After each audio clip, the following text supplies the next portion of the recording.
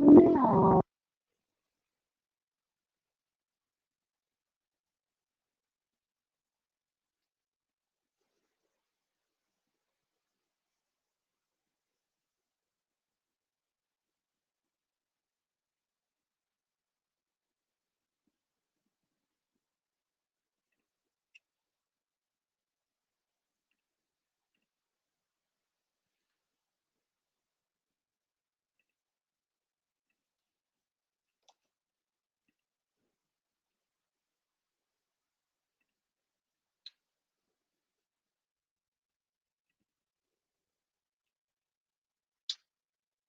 All right, guys. I am live. Welcome to Plant-Based Made Easy. My name is Chef D Malfi, and I am excited to be back in the studio. Today is a Tuesday. You don't see me here as often anymore on the show on Tuesdays, but we have a very special show in store for you today because I have my next guest in the studio. I'm so excited. Today, I'm going to be making with you, hopefully you're going to be cooking alongside with me or just taking notes. I'm going to be making with you a really easy lunch idea. And this is perfect family-friendly food from one of my new friends, and I will definitely want to say Instagram sensation, Kelly Pfeiffer from Eat the Rainbow Kids. She's going to be joining us here in the studio, and I'm really excited because she's going to cook a little with us, and we're going to talk about all things food. We're going to talk about her journey in going plant-based, and if you have questions along the way about your journey going plant-based, or about how your life has been changed, or about ingredients or products, please let us know. We are all ears, and we are really excited and ready to engage with you. So if you're here for the first time, let me know that you're here. Write your name and where you're watching in from in the comment box, and let's get this show on the road. So without further ado, please help me in welcoming my next guest, Kelly Pfeiffer from Eat the Rainbow Kids. Hi, Kelly. Hi. Good to see you. Good to have you. Thank you so much for being here today. Thanks for having me. I love your dress. This is perfect. It seemed very on brand, you know, with all the rainbow stuff. And I have all my rainbow bowls and you are ready. Oh my gosh, it's awesome. All right. Well, I'm really excited to have you on the show. Thank you so much for taking the time.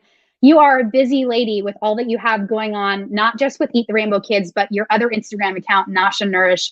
We're going to talk about all of that, but I just want to express my gratitude to you because I know that your plate is full, so to speak. So thank you for taking this time. I really do. Thank you so much, and thank you for your allowing us to like cook together and actually getting your hands dirty. Not many guests would do that, so I appreciate you, lady. And I want to say hello to the people that are joining us. Margaret from Scotland. Margaret's one of our regulars. Wow. Cherise from Chicago. Millie Chaparro. Thank you so much, ladies, for being here. And let's introduce what we're making today.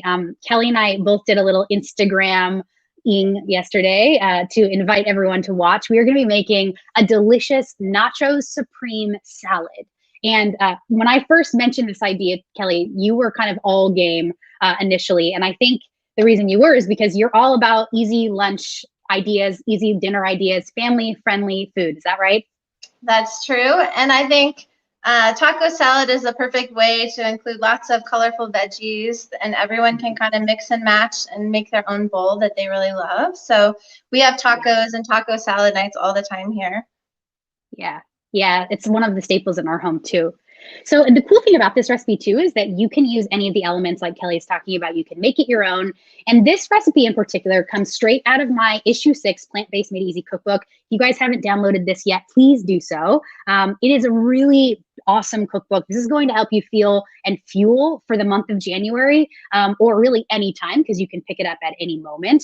These are wonderful ingredients, all about eating the rainbow. Lots of colorful fruits, veggies, nuts, seeds, legumes, beans, tubers, all of it within the recipes. But this particular recipe, Nachos Supreme Salad, I really like because it's 3 parts. So we're going to start by making a black bean and corn salsa, and then we're going to make a delicious pulled jackfruit that's kind of sauteed with lots of yummy ingredients. It's kind of like pulled meat, but instead of being meat, it's jackfruit, and it's awesome.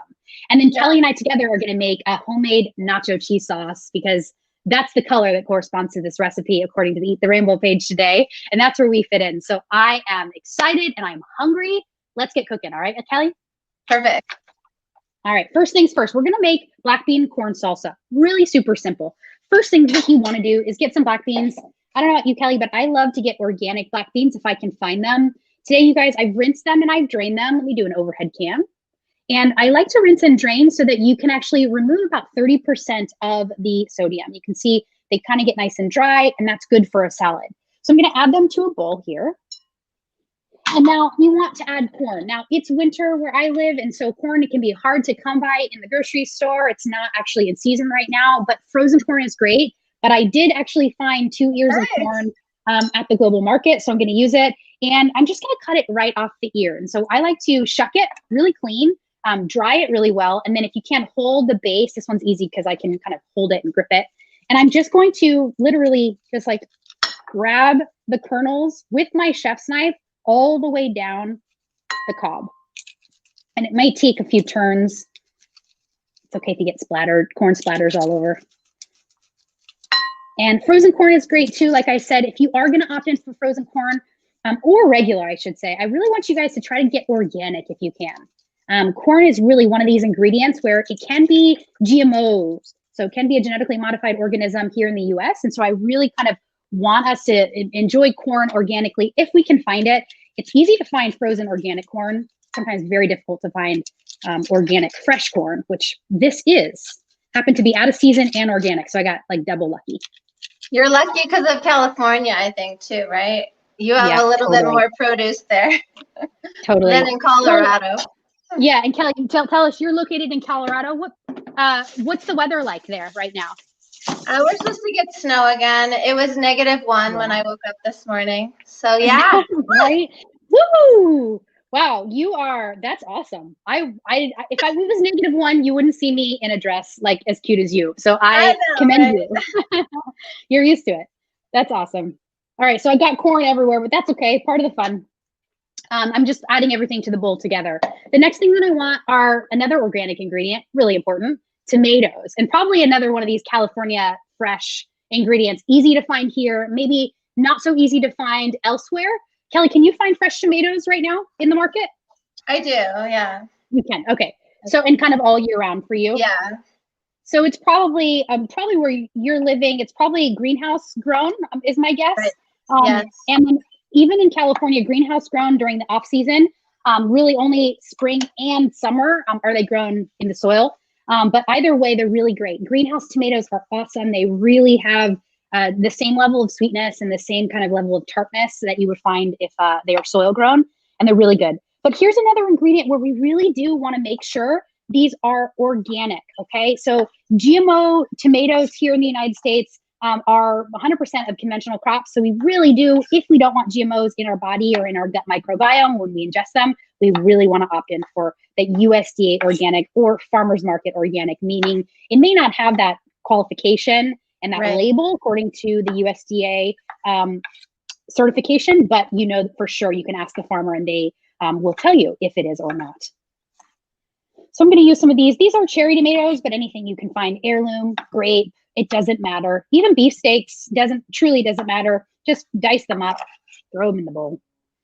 Now, the good thing about this sort of salad is that, like I mentioned, you can use any part of the salad. You can use the jackfruit. You can even use the romaine and the actual like nacho cheese on lots of different recipes. So you can use it in tacos and burritos. In this case, we're going to use it as a Nacho Supreme salad, but you can actually break it down into different meals, which is great because it's kind of like we're meal prepping right now for potentially for the next few meals. And I also want some herbs. So it's really important that we enjoy some cilantro in our corn salad. And I love to hold my cilantro in a mason jar of water. Do you do this, Kelly? How do you hold your fresh herbs? I do, and I love cilantro, but my husband does not want to touch it. So yeah, your husband is one of those rare people that, like, when they eat cilantro, it kind of tastes like soap. Is that the flavor that he says? One of them, yeah. He has like hyper taste buds. Like he could work for NASA or something. Yep, absolutely. Yeah, it's like it's a rare percentage of the population that has that aversion to the taste of cilantro. So if you are that person, that's okay. You can use any soft herb. Parsley would work, even basil. That would kind of bring in a kind of a newer element. Oregano would be fantastic. So even chervil, things like this, some of the more rare soft herbs, all of that would work. So make it your own. And then of course we want a little bit of lime, which I'm gonna grab here and I'm gonna juice it. Oh, I just saw them. There they are, under my cookbook. And I love to, before I juice, I put my lime on the cutting board and I kind of just give it like a roll. You can also put it in the microwave, although I don't do that, but I know that other people do, and it does work. And I'm gonna grab a lime cheek, and that's just kind of like the side of the lime, right? So I'm actually slicing it not all the way in half, not all the way down the center, but I'm avoiding that center pith. And by doing that, I'm gonna yield a ton more juice, and you just get no seeds, no ribs or anything, and look how much juice it comes out. You don't even really need a juicer when you grab the citrus cheek as opposed to the slicing it down the middle. Those ribs really contain, really kind of hold in the juice. So this is a really great trick. And when it's the cheek like that, you can kind of hold it in your palm and both the juice and the oil will kind of come out. You know, that like delicious oily citrus essence? That's really good. So I'm gonna put that aside. All right, the next thing that I want, obviously, is just a little S and a little P. I'm gonna add that. And then if you want, this is totally optional, you can add some heat. Now I'm gonna use canned green chilies because that's what I love, but you can use anything that you want. If you want jalapeno, that would be fine.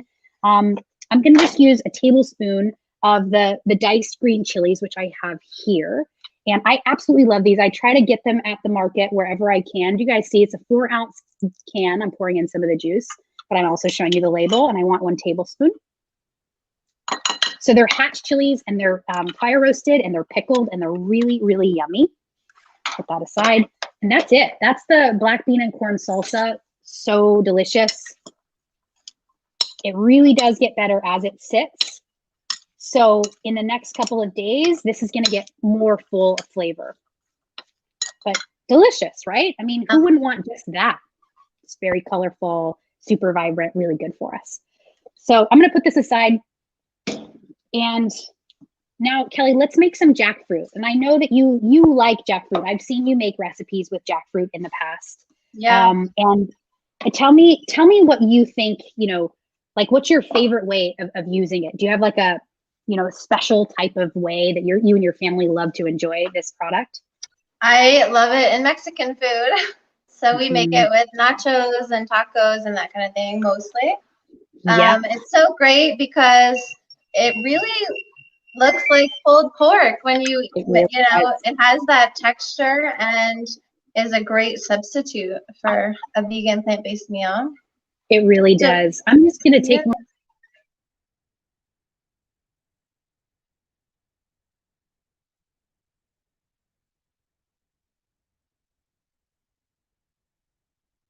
I can't hear you anymore. Can you hear me now? Oh, now I can. That's weird. Well, we're going to keep that screen. I just wanted to show you up close and personal. You mentioned that pooled look. Okay, so I've pulled it ahead of time, you guys. This is what it looks like. If you didn't know that this wasn't jackfruit, this definitely looks like shredded meat. Totally, right? Now, here's what it looks like when it comes out of the can. It's these chunks. And it's super easy to work with. All we're going to do is we're actually just going to take our fingers and we're going to pull it into bits. You can use 2 forks for this. And but really the best tool is your fingers. And then there's this end piece, which I used to throw away, but this little piece right here, you can just smash it up and use it as well, and it does shred. And this is really great. You can get jackfruit in the supermarket, right in the canned goods section, and it's usually in water. You want it to get packed in water. You don't want it to be packed in anything else. You certainly don't want it to be sweet. Sometimes I've seen sweet jackfruit. You want to avoid that if you can. And I have in my saute pan right here, which you aren't going to be able to see as well. I'm just going to throw in my jackfruit. You can hear it. Yeah, it's such a weird thing that, you know, it's a 25-pound fruit if you buy it fresh. It's a 25-pound fruit. Here, I'm going to show you a photo. That's what it looks like. This is what she's referring to. This, my friends, is the jackfruit. It's usually super heavy. It's usually spiky. It looks like definitely a fruit from outer space. But it's really... Okay, so to this jackfruit, I'm going to add some things. I'm going to add garlic. I'm going to add some liquid aminos, which I have right here. If you're not used to using this, this is like a soy sauce substitute. Are you familiar? Are you a fan, Kelly? Liquid aminos? I am, yeah. Yeah, it's really good stuff, you guys. If you need something that is, gluten-free, this is your best bet. It's going to be salty. It's going to give you that umami. It's really yummy. So we're going to use a little bit of this. And then, of course, we need something to make this a little bit more kind of like tomato-y. But instead of using diced tomatoes, because that will take a long time to cook down, I'm just going to use a bit of tomato paste. And I love it in the tube like this because I think that it is easy to put into our pan. I'm going to show you. I'm going to squeeze it just like toothpaste. Is that from Trader Joe's? Yeah, this one is from Trader Joe's. It's almost a 5-ounce tube. Awesome stuff. I absolutely love it. I like it way better than the can. So that's what we're going to use. But absolutely nothing wrong with the can. I just prefer the tube because it's easier. And we're going to add a little liquid smoke. Now, Kelly mentioned this is really kind of great. Jackfruit's great for Mexican food. It's great for any pulled meat. And liquid smoke is going to be one of your best bets for actually achieving that kind of smoky, even more meaty-like flavor, okay? Now, I get all natural concentrated hickory liquid smoke. This is on my Amazon page, in my storefront. If you're interested, I'll put the link at the end. But this one's really good. You can buy any liquid smoke that you like. Just make sure it's natural because the ones that are actually machine-made or chemical-made, I should say, are very laden with chemicals. So you really want to make sure you're getting as natural liquid smoke as possible. If you can't find this, here's another great substitute for you. How about smoked paprika? That would be fine as well. So we're going to use a little bit of both because we can. Kelly, what's your take on liquid smoke? Do you love it? You hate it? So I cheat a little bit and I often buy smoked jackfruit. So it already has that smoked flavor from the jackfruit company. Mm-hmm. That's a good idea. Where do you get that? But I'm liking all your tips. Just at the regular grocery store, Kroger, King Soopers. Yeah, cool. Awesome. Oh, I love that. I haven't seen jackfruit smoked or any other way other than just the regular can from Trader Joe's, but I really like it. And I love to add kind of any ingredients, any flavors that I want. So talking about flavors now, let's talk about the flavor agents that I'll add to the jackfruit. How about some ground cumin here, which we have, a little bit of garlic powder, and then some chili seasoning, and then a little taco mix. Now, this may seem like a lot, so if you want to pull back on any of these, that's okay.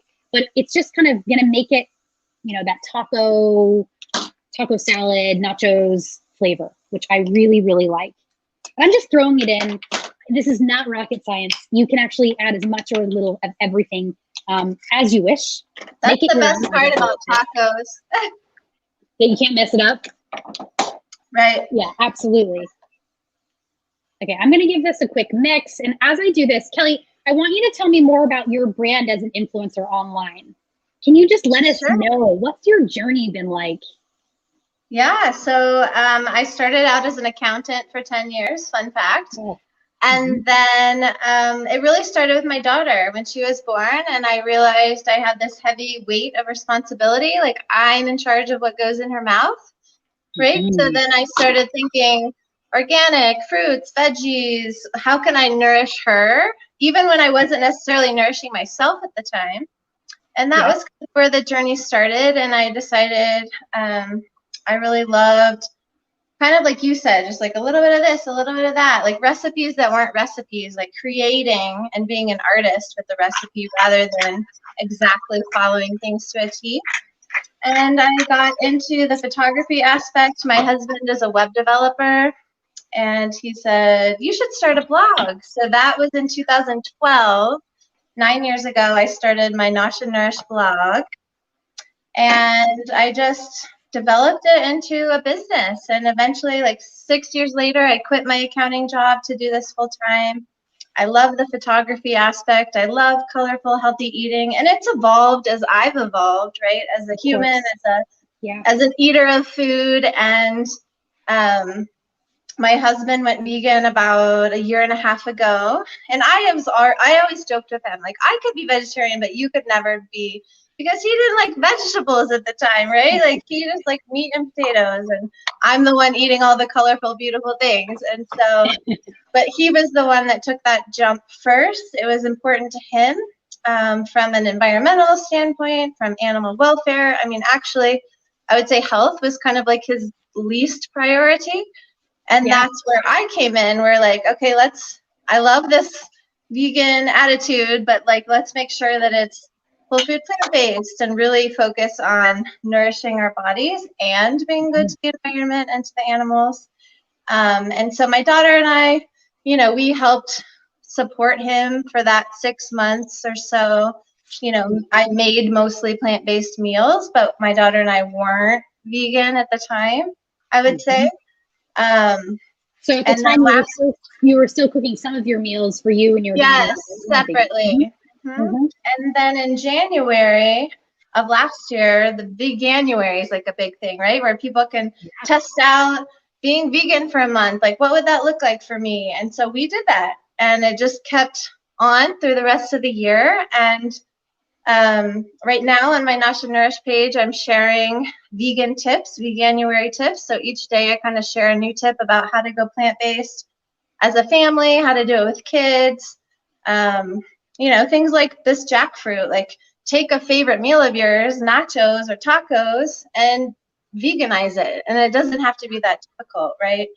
You can still enjoy your favorite things, but in a plant-based way. And so I've been learning a lot too. Like I think people are scared, right?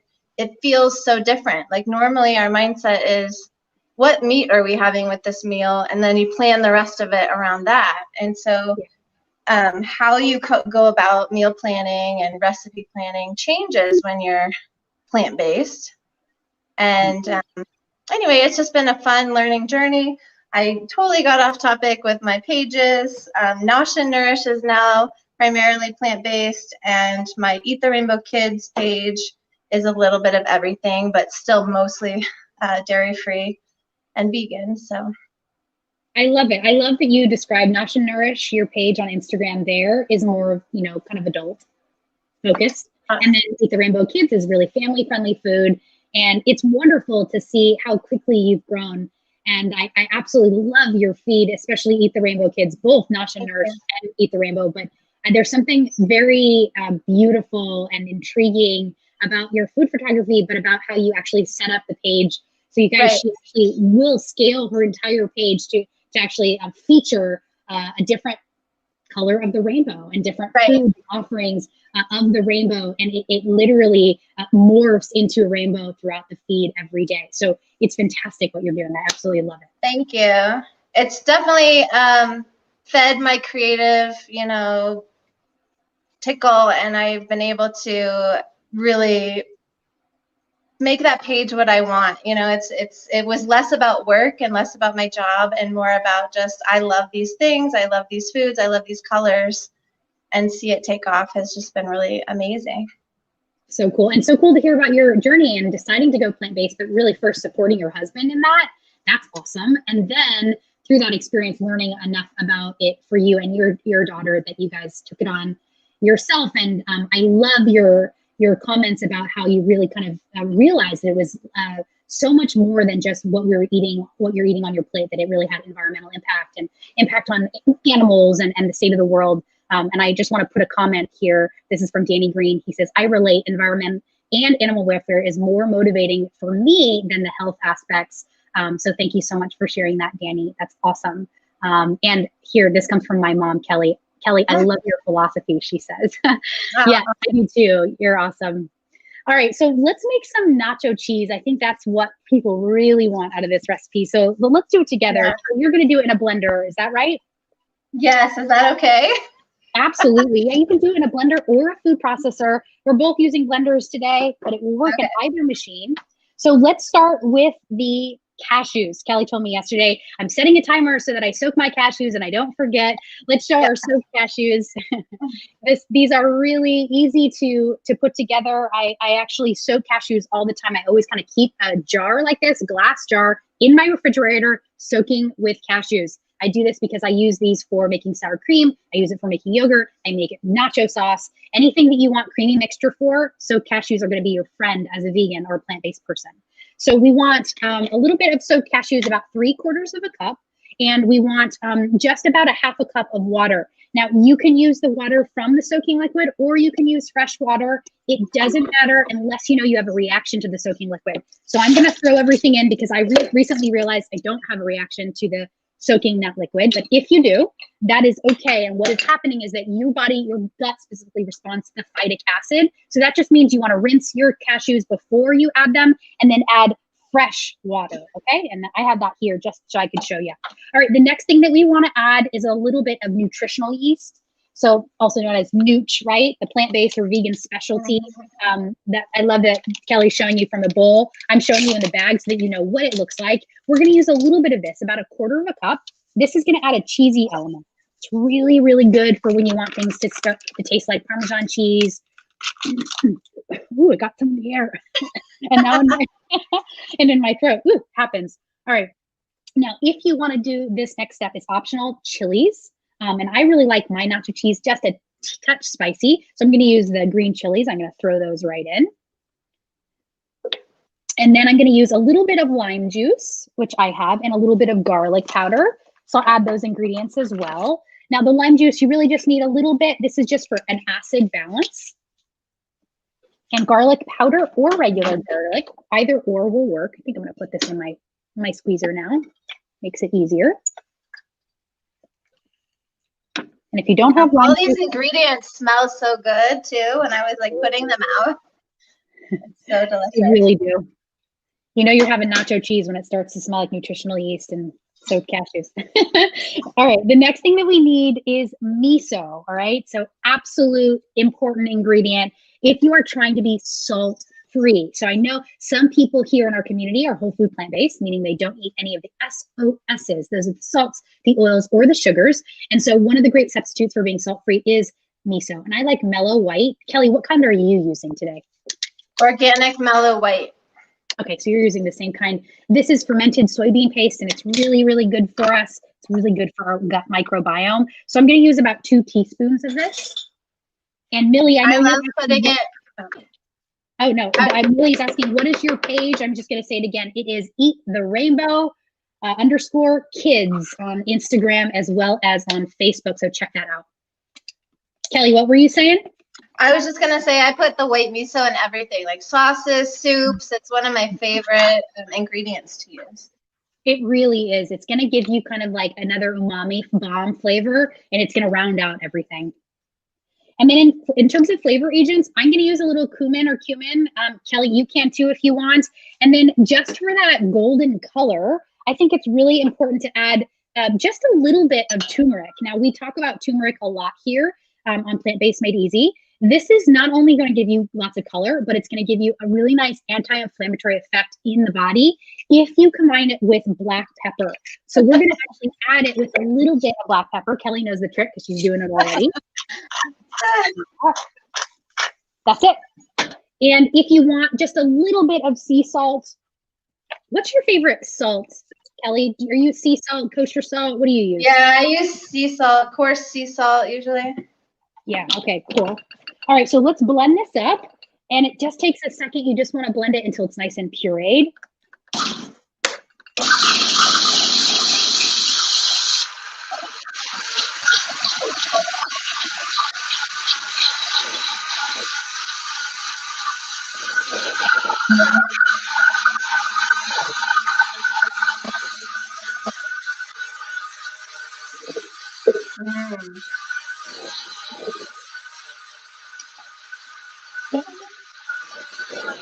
All right, here's a question for you, Kelly. This is really a good one. How do you flavor for kids in vegan cooking? Kids often don't like spicy. What would you say to that?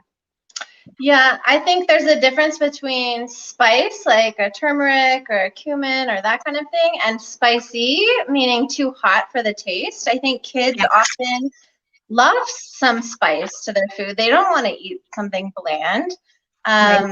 So I just tone it down. So I use I've always cooked that way where we're mostly eating the same thing. So like yesterday on my Eat the Rainbow page, I posted an apple sweet potato soup that I made.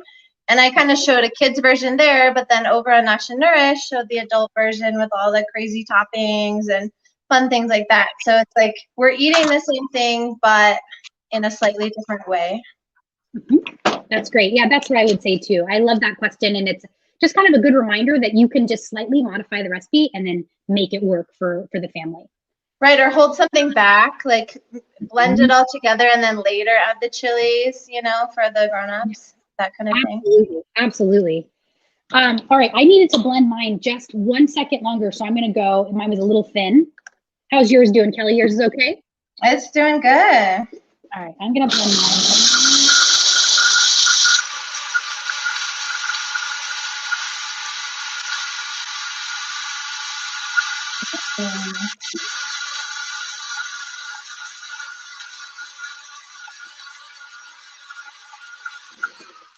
Oh yeah. Now this is a nacho cheese sauce that is really good room temperature, or you can warm it if you need it, but we're gonna use it on the salad, so it's perfect. I'm gonna show you guys in the overhead. This is really nappé. Do you guys see that? It's like, it's literally coating the spoon. That's that French fancy term that I love to throw around sometimes. It just means it coats. It's nice and thick and delicious. Now, the best part, I have to taste to make sure, is it salty? Is it seasoned? Does it have umami? Oh yeah. That's good. Easy. I like it. What do you think? Delicious. I would eat that with a spoon. Do you think your daughter would like it? Yes, she would. Yeah, should we get her up here and find out? Oh, can we please? All right, you guys, while she's getting her daughter, I'm going to show you how to finish this salad. I have some delicious organic romaine. This looks fantastic. I'm going to add, see, I think I'm going to just plate it up in this tiny little bowl here. I'm going to add the romaine right to my bowl. And then to this, I'm going to top it with my jackfruit. And then some black beans. So far, so good. You can already tell that it's a Nachos Supreme salad because of the jackfruit. That's the thing that's going to make this really yummy. Here's my daughter. Yay! Hi there. Good to see you again. I love your dress. Thank you. Now, are we interrupting your school time right now, or are you okay to take a little presentation with us? It's my lunch break right now. Oh, fantastic. Well, you came just in time because you are about to try some nacho sauce. Will you dive into this nacho sauce and tell us what you think? Okay.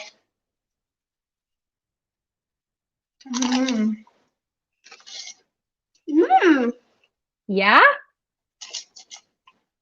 Very good. I think I think cheese is one of those things that you can kind of miss as a vegan. So having some of these substitutes that, you know, satisfy that desire is a really helpful thing in your kitchen.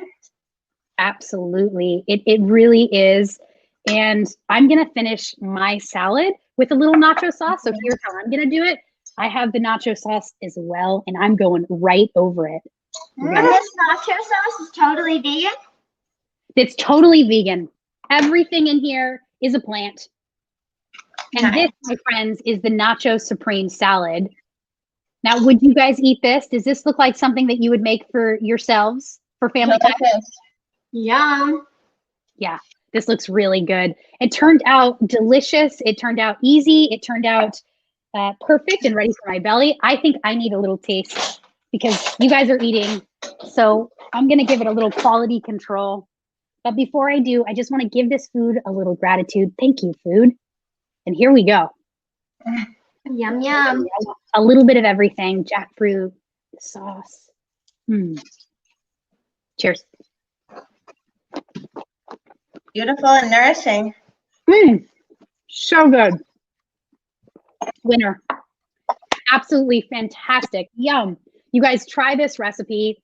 If Kelly and I can do it and her daughter likes it, your family will probably like it as well. But don't take our word for it. Make it yourself and make it your own. Enjoy this recipe.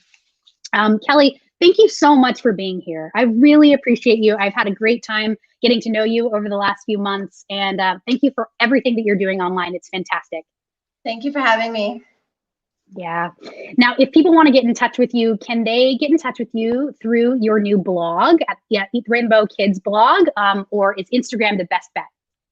Yeah, either way. So yeah, I just launched my new blog for Eat the Rainbow Kids, and I love it because you can actually search recipes by color, since color is such a big thing for me. So you can click on red and dinner, and it'll bring up all the red dinner options, or yellow lunch, and you would get, you know, something like this.